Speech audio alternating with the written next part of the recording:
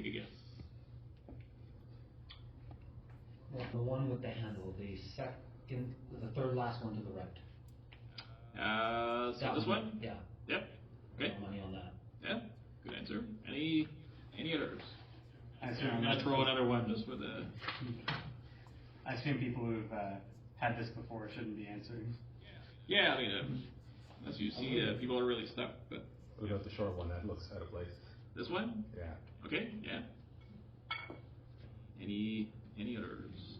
The very thin pale one. This one. So this one. Okay. I'll tell you the answer. The sculpt is pretty. This one? Yeah. Okay. Any others? Yes? The one that doesn't have a butt. Like the one that's just a dowel. Yeah, that one. Okay. Well, it has a butt. Doesn't have a knob. All right. Yeah, sorry. Thinking like a butt of a gun. A knob. Yeah. Yes. Any others? Maybe the black one. This one? Yeah. Okay. Yes. Alright, let's start with this. So, it's all subjective, but if you ask a lot of people, so let's see, like, these three would also likely be considered shillelaghs by a lot of people. This one, maybe a general shape. This one, a lot of people would consider it a shillelagh, but I would say, like, historically speaking, the thing with a shillelagh is that it's very difficult to define because those kind of sticks were used almost all over the world, and they're very simple in design. What makes them shillelaghs is mostly the general shape, and what makes them Irish is even more complex. So I would say, though, strictly speaking, historically speaking, this guy would not be a shillelagh. I'll explain why. And this some people might consider it a shillelagh, but I would say back then it would have been considered something else. So what we have in these ones, well, obviously this is not a shillelagh, it's a croquet, and those you could use in theory using our techniques. You could still strike with that. I would say though it's a lot more trickier because of the hook. If you hit at the wrong angle, what it tends to do is it turns because that's like a lever, and it can slide in your hand, and it can make it very awkward to use. So I would almost use it the other way if I had to. And historically as well, if you wanted to strike somebody on the head without severely injuring them or killing them, you would hit them with the thin hand, the bar. So this, I would say, pretty much not a shillelagh. This is a Basque maquila, definitely not a shillelagh. So this is a very, very ancient type of stick. You see the same sticks used in medieval Europe. They're still made today in Basque County, and they're thicker near the base, which is really interesting because you can basically use them like this to strike like a mace. But you can also, there's this other part inside, which looks very mean, could probably be used for fighting, but it's really meant as a cattle prod, because in Basque Country you have a lot of cattle to move around, and so when you need an extra persuasion, you would use this. It feels like a plombada. Yeah. And you get it back on. Alright, so we got this nice shillelagh. This one, very interesting. So a lot of people would look at this and say, yeah, this is definitely a shillelagh. And you'll see that in tourist shops in Ireland or elsewhere. See that in cartoons. But this is probably a naval kosh, probably used by a first mate, something like that, a boatswain, to keep order around the ship. This is something probably like mahogany that they carved, so it looks like it has knobs like a blackthorn. But the Irish were not really using short sticks like these, like some people call them cudgels. Cudgels historically is just a name for any stick used for hitting with. This could be termed a kippin, so kippin, it is a smaller stick, but it can be thin, can be smaller in different ways. The only instances I've seen in court records, testimonies of small sticks like this being used in Ireland is when people were needing to hide them in their coats and their sleeves in order to surprise another group of people that were unarmed. So they were not really used for fetch and fight or for fighting, plainly because there's really no advantage to using a short stick like this. You lack reach, you don't have the added protection or the added option that the Buddha gives you to attack or defend. So it can't even be really disguised as a walking stick. So those actually found articles from the late 19th, early 20th century, and we're saying like those were just tourist pieces, and because when tourism started to lunch in Ireland become a thing, a lot of people were buying shillelagh as souvenirs for their family, but then how do you put 5 of these in your suitcase? So people started selling these mini shillelaghs. You could put that in your suitcase, and especially after airplane travel lifted up, they started selling a lot of these, and that's how it became associated with shillelaghs. But we don't really use those. This would be mostly called a thumb stick or a hand stick. They're gentlemanly accessories. You could really slap somebody with this and they would not like it, but you can't really end a fight. Maybe you would poke the eye, but that's pretty much it.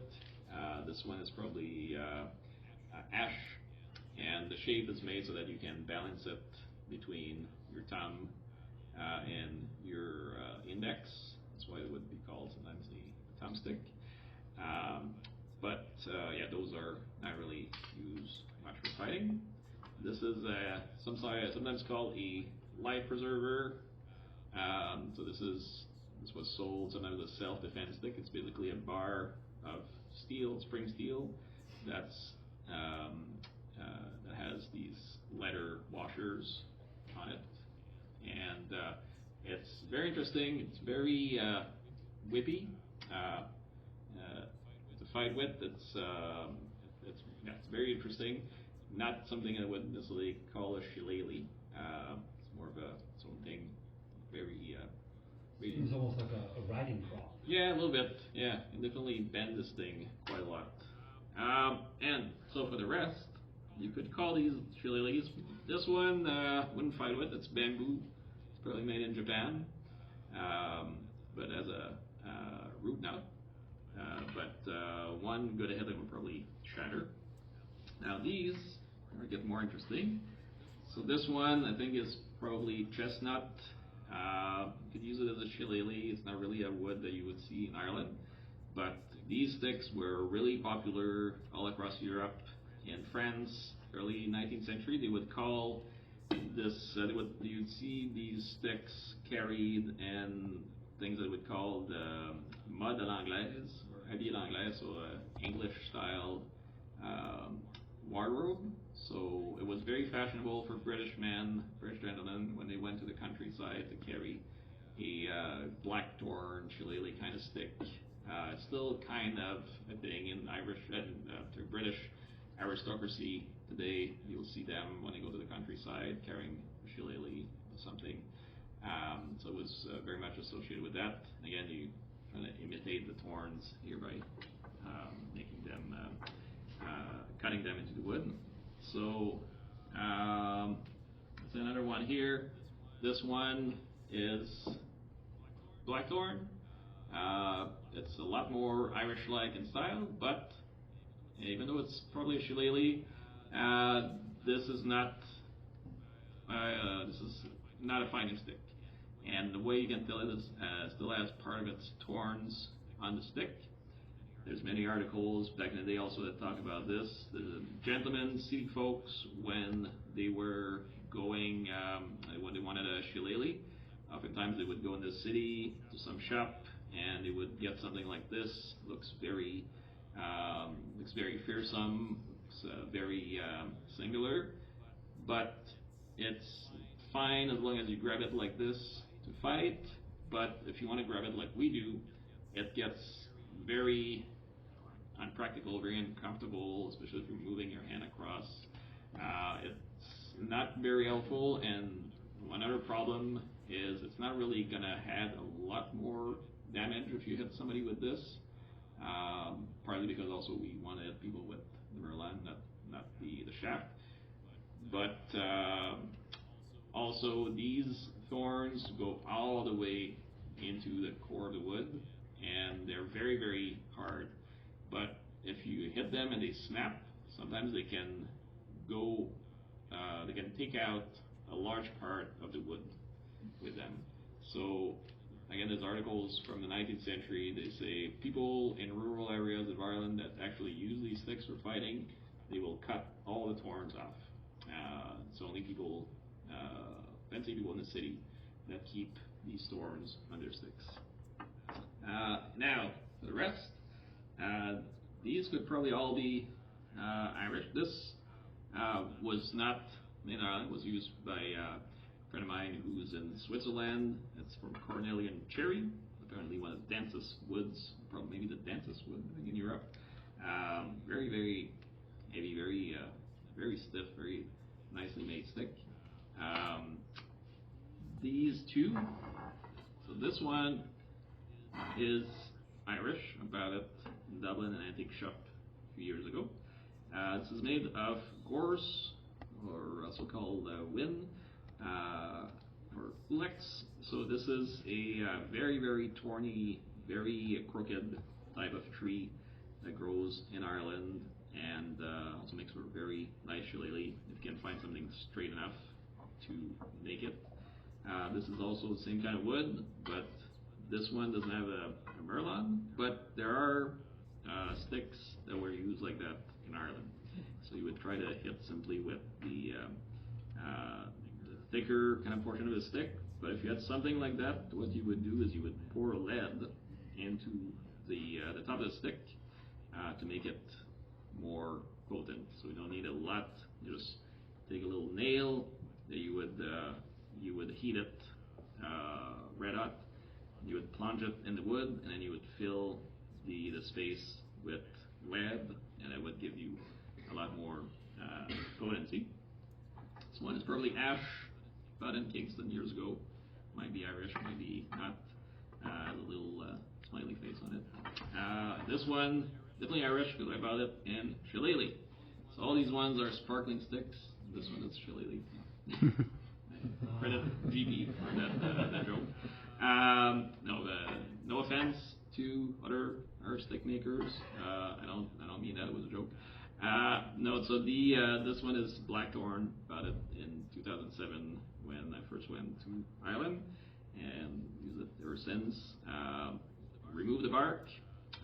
One other thing you'll see, a lot of shillelaghs, when you read about how they were made back in the day for fighting, they would remove the bark. And a lot of the fancier one, they would keep the bark because it looks really good.